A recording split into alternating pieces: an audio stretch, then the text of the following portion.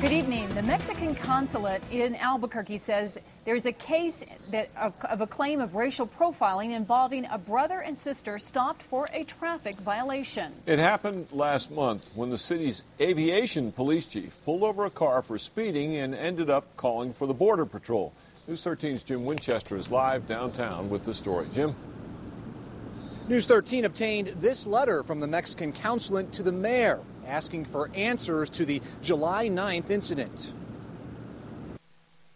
The letter alleges that on that morning, Sunport Police Chief Marshall Katz pulled over Ramon Dorado Gallardo here at I-25 in Cole after Gallardo was clocked going 20 miles per hour over the speed limit on I-25.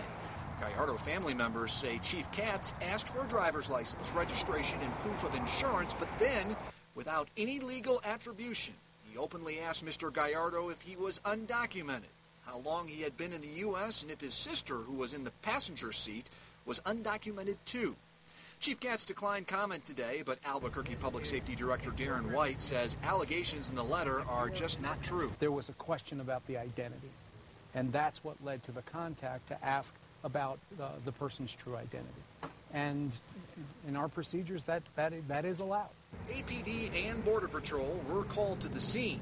The letter further alleges Gallardo's sister in the vehicle was subject to aggressive yelling and physical intimidation by APD officers asking about their legal status.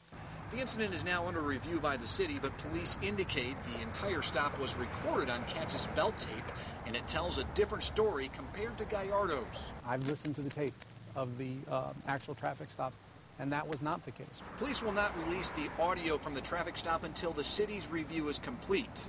Gallardo and his father, who later arrived at the scene, were both detained by Border Patrol because they were in the country illegally.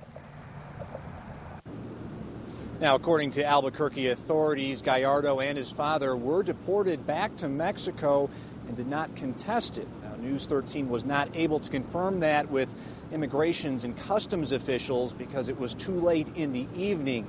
Either way, the Mexican consulate plans to comment on their letter in detail tomorrow. Back to you guys. All right, Jim, the Mexican consulate also claims Albuquerque police violated international agreements by not consulting them about the incident. Police say they are not required to contact the consulate. Meanwhile,